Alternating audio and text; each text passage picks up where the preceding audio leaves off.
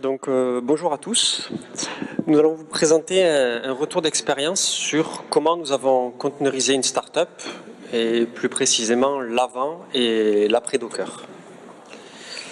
Donc, je m'appelle Jonathan Martin, je suis lead tech au sein de Yuzu depuis maintenant 1 an et demi et je suis responsable technique de toute la partie produit.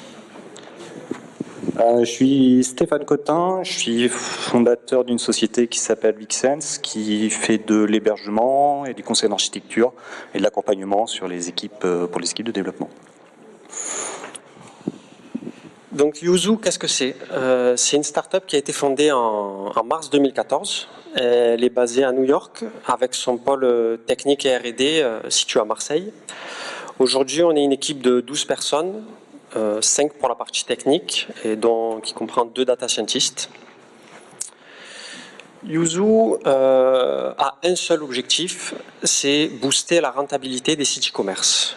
Et pour ça, on a développé un réseau de cross-selling entre e-marchands. Je vais vous donner un exemple. Alors, sur la gauche, on a un shopper, donc Vincent, qui vient d'effectuer un achat sur la boutique A du réseau Yuzu. Sur la page de confirmation de commande, on va lui proposer des offres promotionnelles des autres marchands du réseau, mais on ne va pas lui pousser n'importe quelle offre. On a développé tout un algorithme pour sélectionner les bonnes offres pour Vincent en fonction de son historique d'achat sur le réseau et de ses comportements de consommation. Donc là, il n'a plus qu'à choisir une des offres qui lui plaît et il bascule sur la boutique B du réseau Yuzu pour profiter de son offre. Donc au final, on a eu Vincent qui est content parce qu'il a eu une offre promotionnelle qu'il peut utiliser. On a eu le marchand B qui a obtenu un lead ultra chaud. Et le marchand A qui est content parce qu'il va toucher une commission pour avoir monétisé ses espaces post-achat. Donc on s'inscrit dans un cercle vertueux, gagnant-gagnant. On va faire un petit retour dans le passé, jusqu'à il y a 1 an et demi. Généralement, chaque startup commence par le développement d'un MVP, donc un minimum viable product, pour tester son marché, son idée, son produit. Donc c'est ce qu'on a fait chez Yuzu. On s'était fixé un objectif de 4 mois pour faire le MVP et le mettre en prod.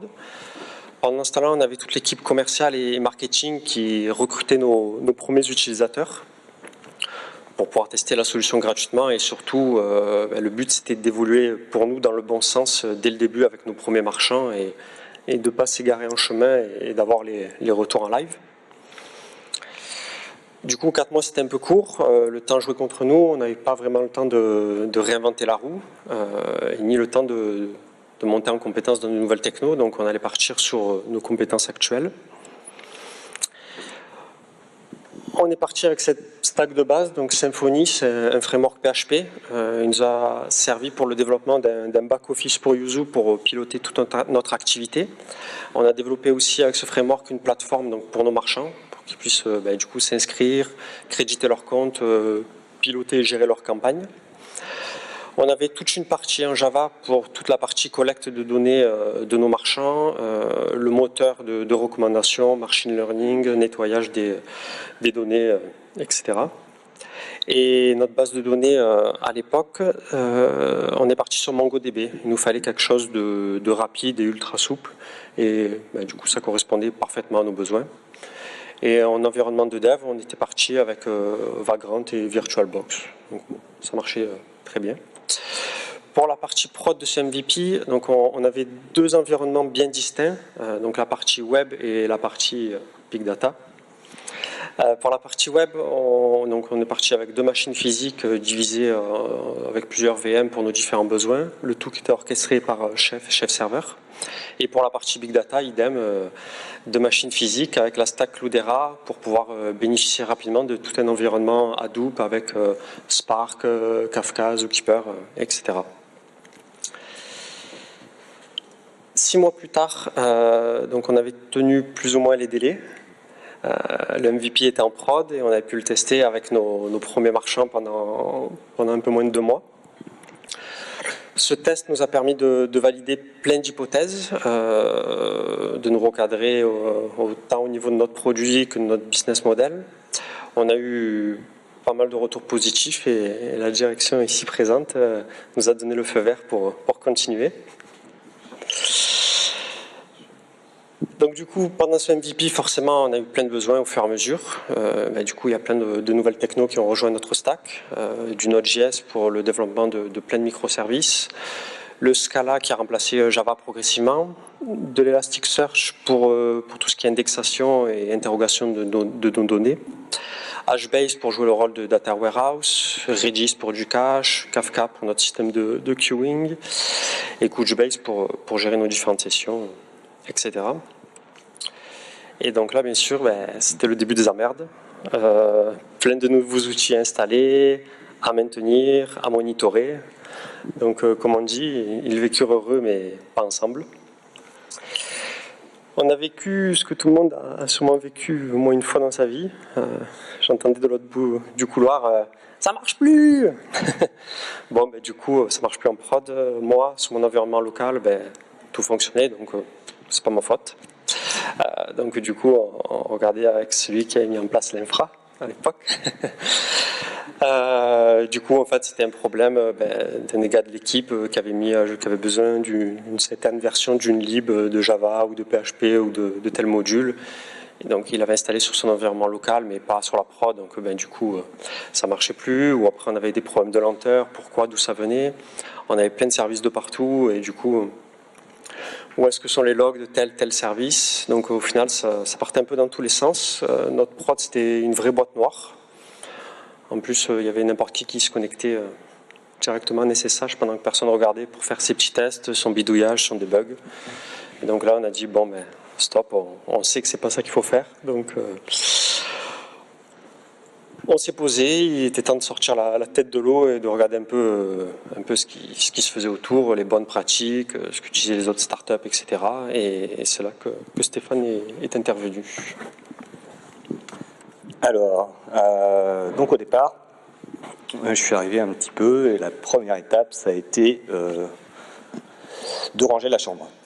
Voir quels jouets étaient encore utilisés, lesquels servaient à rien, lesquels on pouvait abandonner, donner aux autres, etc.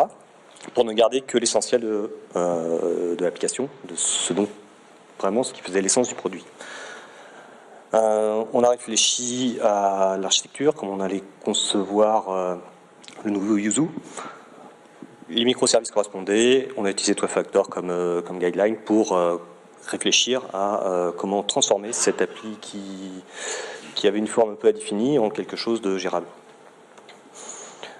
Alors les questions qui sont posées, c'était l'isolation de ressources, parce qu'on a une partie big data qui peut consommer potentiellement énormément de ressources, et d'autres services qui peuvent avoir des besoins ponctuels. On avait vraiment besoin d'une isolation propre, ce qui n'était pas le cas jusqu'à présent.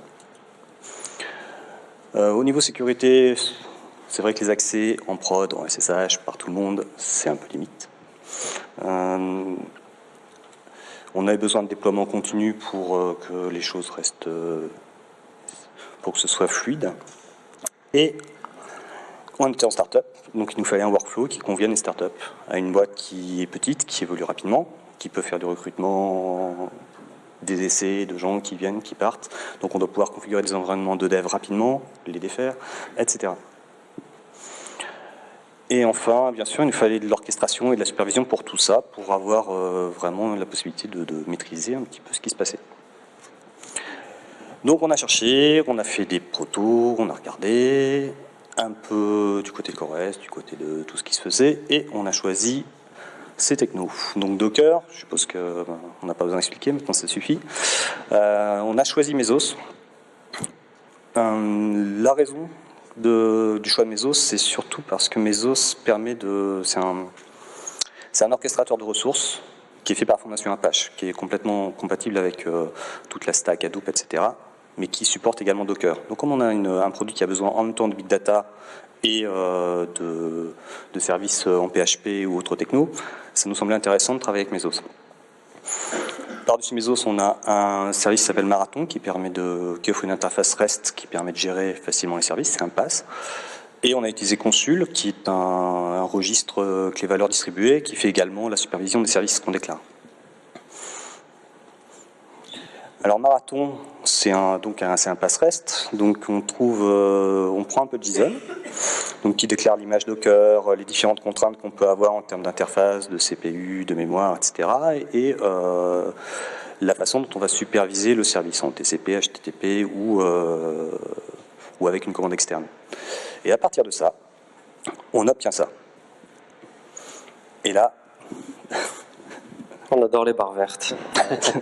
Non, les barres vertes, vraiment, c'est quelque chose qui, on ne pensait pas au départ, mais ça a vraiment séduit les développeurs. Le fait de pouvoir voir tout l'état de chaque application, savoir si elle allait bien, pas bien, combien il y en avait de lancés, etc., combien de ressources étaient attribuées à chaque, c'est quelque chose qui a vraiment plu. Et qui nous permet d'avoir aussi une visibilité sur... c'est le premier outil qu'on regarde quand il y a un problème. La première chose qu'on regarde, c'est ça. On a, pour la configuration, les fichiers de configuration, on a fait ce dont vous aviez parlé tout à l'heure, c'est-à-dire qu'on a externalisé la config. La config, elle est au niveau du host et elle est générée à partir de Docker par une chaîne de composants. Donc on a un enregistrateur qui écoute l'API de Docker, qui va enregistrer des services dans Consul. Consul va s'occuper, lui, donc de superviser ces services. Et on a une autre brique qui s'appelle Consul Template, qui, à partir de Template, va, en temps réel,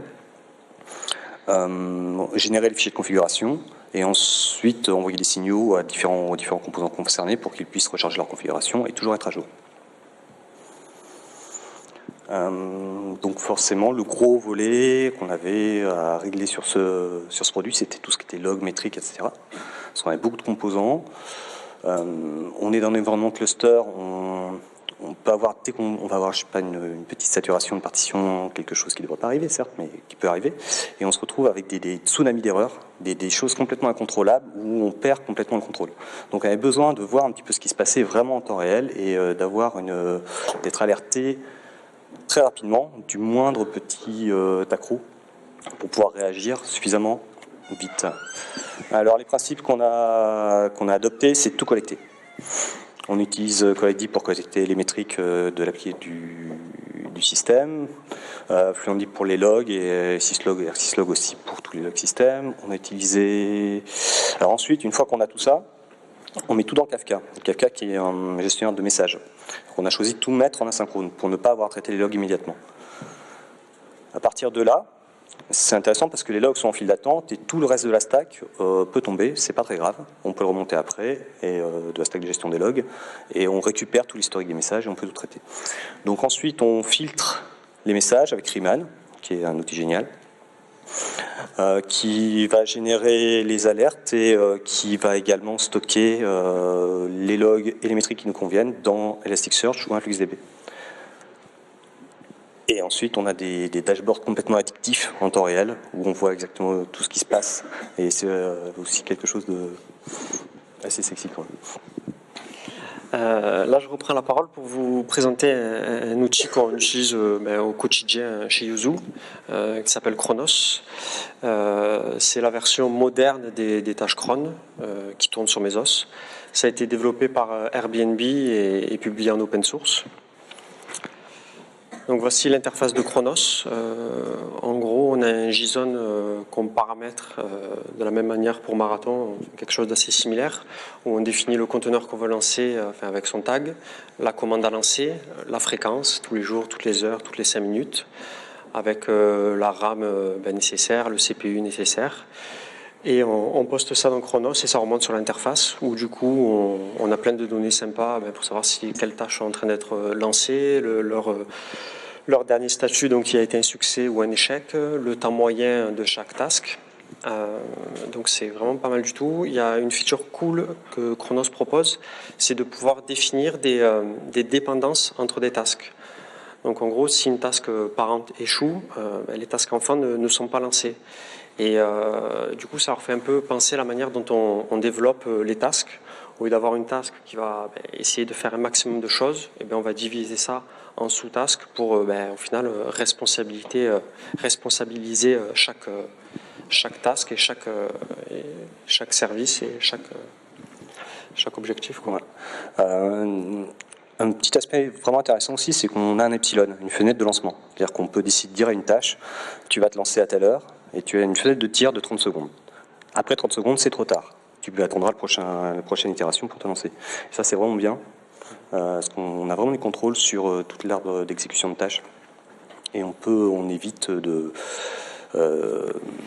réaliser une tâche qui doit être faite à 4h, à 4h30, parce qu'elle n'a plus aucun sens.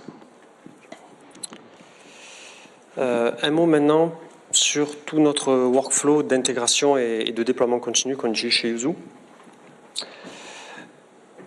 Donc déjà, par rapport à notre nouvel environnement de dev, donc là c'est un choix qu'on a pris il y a 11 mois maintenant. Donc à l'époque il n'y avait pas de Docker Machine qui existait et les nouveaux Docker Tools, etc., Toolbox. On est parti sur Ubuntu Docker avec au début VirtualBox, mais avec des problèmes de montage de fichiers NFS, etc. On avait des problèmes de perf, c'était tout juste impossible de travailler correctement en local. Donc du coup, on a switché VirtualBox et le remplacé par Parallels. Et depuis, ça marche parfaitement. Et du coup, aujourd'hui, on a juste un Vagrant File et un Docker Compose. Et on a toute notre infra qui peut tourner en local très rapidement. C'est sur des MacBooks. Hein. Sur MacBook. Sur des MacBooks. Ensuite, tout notre code est versionné sous Git. On utilise le modèle Gitflow, donc avec les branches master, develop, feature, etc. Jenkins. Alors, avant de migrer sur cette nouvelle infra, on a utilisé déjà avant Jenkins. Donc, on avait installé une VM, on l'avait installé dessus. On avait pris du temps pour tout paramétrer, tout configurer, donc ça marchait très bien. Le problème, c'est qu'au bout de quelques semaines, un mois, au final, il y avait plein de problèmes. Il fallait constamment soit le relancer, soit le mettre à jour. Et au final, il nous faisait perdre plus de temps qu'autre chose, quoi. Donc du coup, on avait dit stop, plus Jenkins. On était parti sur un outil en mode SaaS qui s'appelle CodeShip, qui permet de faire de l'intégration du déploiement continu et qui marchait très bien. Le problème, c'est que dès qu'on est passé sur Docker, de leur côté, c'était absolument pas prêt. Ils nous ont donné la main à une version bêta de CodeShip sur Docker, mais au final, ça correspondait pas exactement à nos attentes. Donc du coup, on s'est dit, bon, maintenant on tourne sur conteneur, pourquoi pas réutiliser Jenkins, cette fois-ci avec le bon tag de version, et au final, plus aucun souci, quoi. La petite subtilité ici, c'est qu'on utilise Jenkins Docker in Docker, donc qui nous permet à la suite des tests de pouvoir builder notre image Docker. Donc notre flow aujourd'hui, c'est un git push sur la branche master. De là, ça part donc sur Bitbucket. De là, Jenkins récupère les sources, il build le projet, il lance les tests unitaires, il lance les tests fonctionnels. Et si tout est OK, il build notre image avec comme tag le hash du commit pour pouvoir avoir une vraie liaison entre les conteneurs et notre code. De là, l'image buildée, elle est poussée sur notre registry privée qui tourne sur Docker, chez nous, sur notre infra. Une fois que l'image est poussée, on a développé un petit outil open source en Go nommé Deploy. Donc, cet outil nous permet d'interagir avec l'API de Marathon et de Chronos. Donc, en gros, on lui envoie un JSON avec le nom de l'image et le nouveau tag. Et Deploy va en gros parser toutes les apps qui tournent sur Marathon avec cette image-là, va mettre à jour le tag et relancer le conteneur. Et il va faire la même chose avec Chronos. Donc au final, d'un git push, il y a tout le flow et notre app se retrouve déployée automatiquement partout sur notre infra. Toute l'équipe tech, elle est notifiée sur Slack à chaque commit, à chaque déploiement ou à chaque échec. Alors attends, juste un petit retour. Je voulais dire quoi? Oui, Docker in Docker, c'est terrible parce que donc on a compris Docker qui fait tourner des containers sur le système. Et on peut avoir aussi tout ce système qui fait tourner des containers à l'intérieur d'un container. Donc pour le déploiement continu, c'est absolument génial parce qu'on peut avoir un container dans lequel on a tous les outils et on utilise Docker pour construire. On utilise des images de base, on peut installer n'importe quel outil dans les scripts de build et de déploiement utilisés par Jenkins. Donc ça a vraiment complètement intégré le déploiement continu et nous a permis d'avoir une stack de déploiement complètement stable et simple à utiliser. Ensuite, un petit point qu'on n'a pas dit, au niveau de Marathon et Docker, on a nativement dans Mesos du déploiement rotatif. On peut régler un seuil qui nous permet de dire que telle application, on doit tuer tout ce qui existe avant de lancer la nouvelle version, ou on en garde la moitié, ou 0,6, etc., pour avoir du déploiement rotatif, mais vraiment spécifique à chaque application, à chaque besoin. Alors, juste un petit mot sur la fréquence. Aujourd'hui, avec notre équipe, on tourne à peu près à entre 1 et 5 mises en production par jour. Voilà. Alors, là, ce qu'on avait, c'était des petits conseils pour ceux qui ont envie de se lancer dans cette aventure. Donc, ne jamais utiliser les tags latest en production. Par défaut, ça peut paraître bête pour ceux qui connaissent, mais c'est une erreur qu'on peut faire très rapidement quand on commence. Par défaut, la dernière version d'une image Docker qui a été construite, elle porte le tag latest. Et elle peut changer si vous utilisez les images qui sont dans le hub, dans le registre public. Ça peut changer à tout moment. Et vous pouvez vous retrouver avec une mise à jour de version majeure sans le savoir, qui se fait derrière votre dos et qui va tout mettre par terre sans que vous ayez aucun contrôle. Ensuite, éviter d'utiliser les data containers, c'est-à-dire que dans un container, on peut réserver un container pour le transformer en une espèce de valise de volume de stockage. C'est très pratique en dev, cependant en prod, on s'est rendu compte que si jamais on avait le layer de stockage qui avait un problème, qui changeait, par exemple entre les versions de Linux inférieures à 3.18, il y avait de la UFS qui n'est plus supportée, ça a changé, il y a plusieurs façons de le faire, on peut changer, donc tout ce layer peut disparaître assez rapidement, et quand on fait du ménage, c'est assez facile d'oublier qu'on avait des données, parce qu'on n'a pas un volume vraiment identifié, on est perdu dans tout un environnement qui est le variable Docker dans lequel il y a des containers, des volumes storage, plein de choses.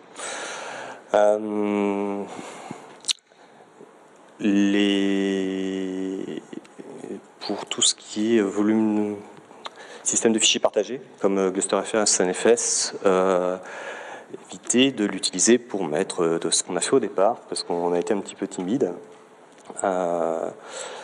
Petit à petit, dans le process de dockerisation de l'application, au départ, on n'avait mis que les applications, mais les données restaient sur des volumes externes. Donc, pour des facilités de déploiement, au départ, ça a été posé sur des volumes partagés, et c'était horrible.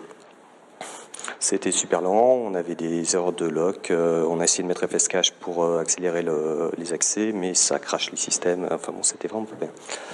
Alors pour les bonnes pratiques qui est universellement, apparemment, d'après toutes les discussions qu'on a eues aujourd'hui, utilisée, c'est de taguer les images avec le hash de commit. Ça simplifie le workflow, ça permet d'avoir une visibilité, une traçabilité complète de l'image depuis sa conception jusqu'à la production. Même si, parce qu'en général, pour le déploiement de production, on émet un tag. C'est-à-dire qu'on va taguer le commit qui nous intéresse en le taguant par exemple production/v2, ce qui nous permet qu'il soit automatiquement envoyé en production.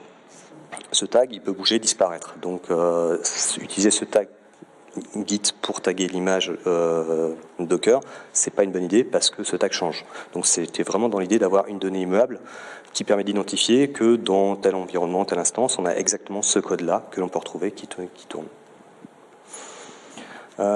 Les systèmes de fichiers partagés, si vous pouvez vous en passer, allez-y, parce que c'est vraiment la plaie. Donc tout ce qui est data versionné, tout ce qui n'est pas, tout ce qui est versionné dans les containers.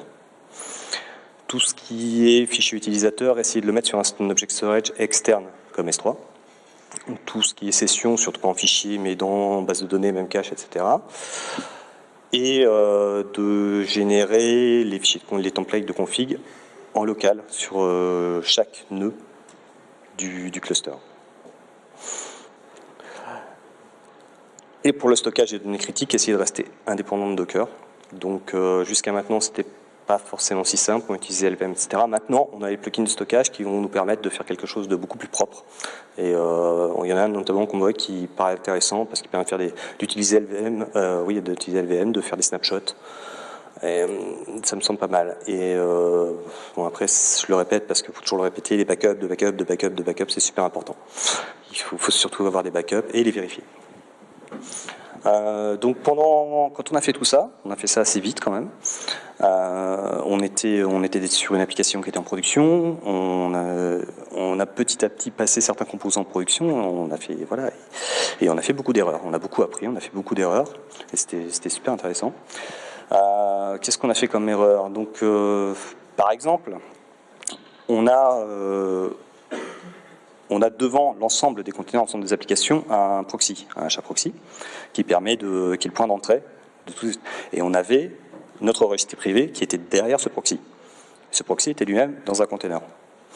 Donc quand on relançait Docker, il voulait contacter la registry pour aller chercher l'image pour monter le conteneur, mais il ne pouvait pas le trouver. Il ne pouvait pas le trouver. Donc ça, c'est des erreurs qu'on a fait. Donc généralement, l'idée, c'est si on a un service qui doit tourner sur chaque node, sur chaque machine, maintenant on le sort. On le met plus on le replie avec Docker, on le déploie classiquement à l'extérieur. On a eu d'autres problèmes avec, par exemple, Collecti qui collecte les données, les métriques, qui nous sert pour contrôler les espaces disques. C'est assez sensible l'espace disque, il faut vraiment faire attention. Mais quand on est même en mode privilégié, quand on est en container, on se retrouve avec un namespace différent et on n'arrive pas à avoir les informations sur certains disques. Donc on s'est retrouvé obligé de le sortir complètement de Docker. Qu'est-ce que j'avais mis d'autre? Ensuite, oui, alors générer le fichier de config, c'est super, sauf qu'au départ, on n'a pas fait attention, on a généré le fichier de config sur le système de fichiers partagés. Donc on avait tous les nodes, et chacun générait le fichier de config au même endroit. Donc voilà, on a compris, on a changé. L'erreur qu'on a faite aussi, c'est d'utiliser le DNS pour la découverte de services. Quand on enregistre un service dans Consul, Consul propose une interface DNS pour pouvoir facilement y accéder. Ce qu'on a vu tout à l'heure dans la démo de Tutum par exemple. Le problème, c'est qu'on a des caches DNS qui se font en cascade et qu'on se retrouve avec des fantômes. On se retrouve avec des fantômes et des services qui sont vraiment intermittents, qui ne marchent pas bien. Donc, le conseil qu'on a, c'est de générer un fichier de config avec les IP, directement les IP du réseau local à l'intérieur. Donc si ces fichiers sont dynamiques et sont générés à chaque fois qu'il y a un changement qui est émis par la socket de Docker, ça pose pas de problème. On a fait une autre erreur, c'est anecdotique, mais bon, on a utilisé MongoDB en réplica 7 uniquement, sans mettre le sharding, parce qu'on ne voulait pas s'embêter. Donc il s'avère que dans ce mode-là, si un nœud tombe, on n'a plus rien. Donc on a mis en place le sharding, et depuis, on n'a plus aucun problème, ça fonctionne super bien. Alors, je ne sais pas si vous vous rappelez tout à l'heure la slide avec laquelle on avait commencé notre MVP avec juste 3 technos. Voici aujourd'hui un extrait assez complet, je pense, de notre stack. Alors non, on ne participe pas à un concours de celui qui utilise le plus de techno, c'est juste qu'au lieu de partir sur une grosse infra monolithique centralisée, on a tout découpé en plein microservices et Docker se prête parfaitement à ça. Donc du coup, on a beaucoup plus de liberté, on utilise au final la bonne techno pour le bon besoin, on n'essaie pas de faire l'inverse. Et bon, du coup, honnêtement, on se fait aussi plaisir à tester de nouvelles technos sans aucun problème, puisque du coup, on lance le conteneur, on regarde, ça marche, on peut faire un petit POC pendant 1 ou 2 jours. Non, finalement, on fait marche arrière, on utilise autre chose. Voilà, on n'a aucune barrière à ce niveau-là, quoi. Et surtout, sans Docker, je vous mets au défi de faire tourner la majorité de ces services sur une seule et même machine, quoi. Surtout pour les mettre à jour derrière. En plus, bon, Mesos nous aide beaucoup parce qu'on a vraiment été très très satisfait de Mesos. Il nous permet vraiment d'isoler les ressources et on peut sans peur lancer un container de staging à côté d'un container de production sans qu'il y ait d'incidence. C'est vraiment, l'isolation est vraiment très très bonne et ça nous donne beaucoup de confort parce qu'on se retrouve avec un provisioning global et la possibilité de lancer facilement tous les environnements dont on a besoin. Après la roadmap sur la suite, on utilise Registrator qui est spécifique à Docker. On pense passer sur Mesos Consul qui est développé par Cisco pour avoir des services qui soient aussi bien Docker que non Docker, parce qu'on a aussi une partie Big Data avec du Spark, etc. qui tourne sur Mesos. On a quelques SPOF historiques qui restent, qu'on doit encore enlever. On veut finir de déplacer tous les fichiers utilisateurs sur S3. On va explorer très très vite les nouveautés de la 1.9, les plugins de stockage et de network pour améliorer l'isolation, la sécurité et les backups. faut qu'on réfléchisse au cross data center. Et il faut bien sûr encore améliorer les logs, les alertes, etc. C'est un petit peu une quête continuelle. Mais c'est quelque chose de très important pour continuer de comprendre ce qui se passe un petit peu en production. Alors Vixense n'a pas fait que Yuzu en 2015. On a déployé d'autres architectures pour d'autres clients sur les mêmes bases. On a fait un projet en PHP Drupal pour un réseau social pour l'Institut français pour faire un grand réseau de taille mondiale pour que collaboratif entre tous les enseignants de français dans le monde. C'est quelque chose qui sera en production très bientôt, ce qui est entièrement en Mesos Docker. On déploie actuellement, et il y en a une partie déjà, et la totalité sur 2016, tous les services VOD, SVOD de Arte sur cette plateforme. Plateforme séparée, mais même technologie. Là, c'est une stack entièrement Java. Ils font que du Java. Donc, il y a du Java, il y a du Tomcat, Embedded, normal. Il y a toutes les versions de Java qui cohabitent parce qu'il y a de l'historique, il y a du nouveau. Et mis à part quelques histoires de sessions qu'on a dû débugger, tout s'est bien passé. Et en interne, nous, on fait de l'hébergement depuis longtemps. Donc, on a quelques centaines de serveurs qui sont en production. Et on a mis en place un cluster de ce type pour gérer toute la partie log, métrique, alerting, etc. Et on a augmenté aussi la qualité de ce qu'on pouvait fournir. Voilà. Donc pour conclure, Docker en production, oui c'est possible et c'est le cas chez Yuzu depuis 9 mois déjà.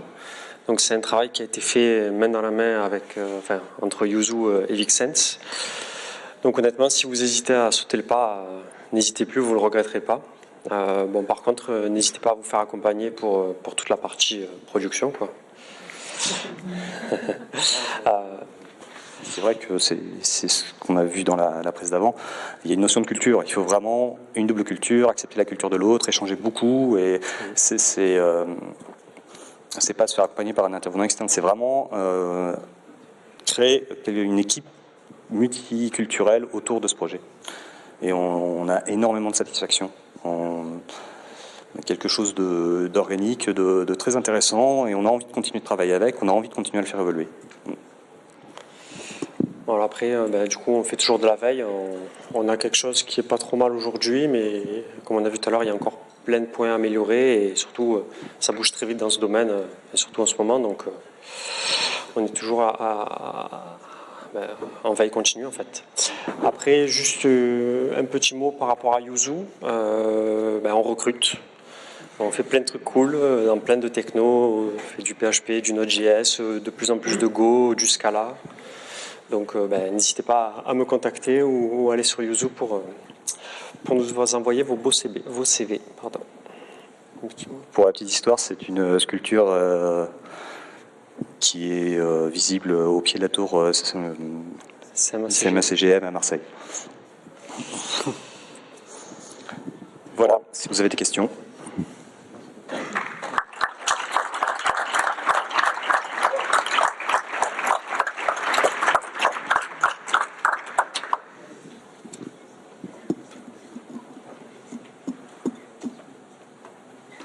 La mise à jour de Mesos, ça se passe bien ou c'est douloureux? Alors, Mesos, on a deux aspects. On a les masters et les slaves.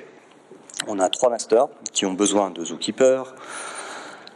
Cette partie-là, quand il faut tout mettre à jour, et qu'on ne met à jour que les masters, ça va. Quand on met à jour un slave, on a besoin de mettre à jour le slave et de tuer Docker. C'est-à-dire que le slave ne va pas savoir faire de réconciliation directe de ce qui est déjà tourné de ce qui tourne déjà dans Docker si on change de version. Donc si on a bien déployé, qu'on a bien travaillé ses contraintes et qu'on sait qu'on peut shooter un node sans risque, ça va. On n'a pas de... ça se passe plutôt bien. Ça se passe plutôt bien. On a plus de mal à mettre à jour Docker. Parce que Docker change beaucoup à chaque version. On a on le voit sur les postes de dev souvent, sur les Mac par exemple. On va avoir une mise à jour du client Docker en local.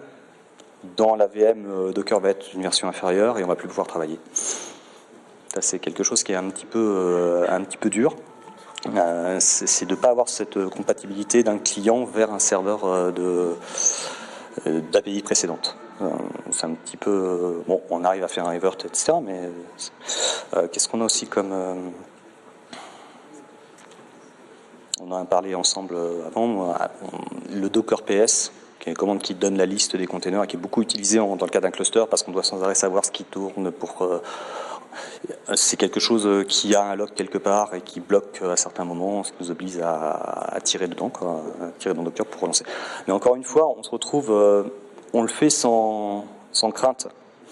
On sait que si on shoot un node, si on shoot un slave, tous les services vont être relancés, tous, bon, dans la mesure où on a suffisamment de ressources disponibles sur le cluster, mais on a vraiment confiance, ça fonctionne vraiment bien.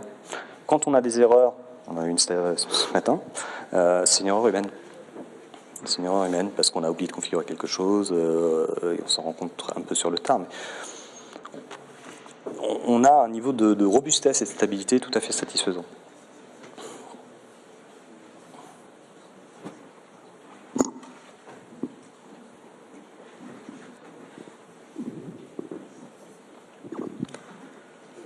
C'est tout ? Bon, Bien, merci. Donc voilà, je pense que nous étions les derniers. Nous étions les derniers.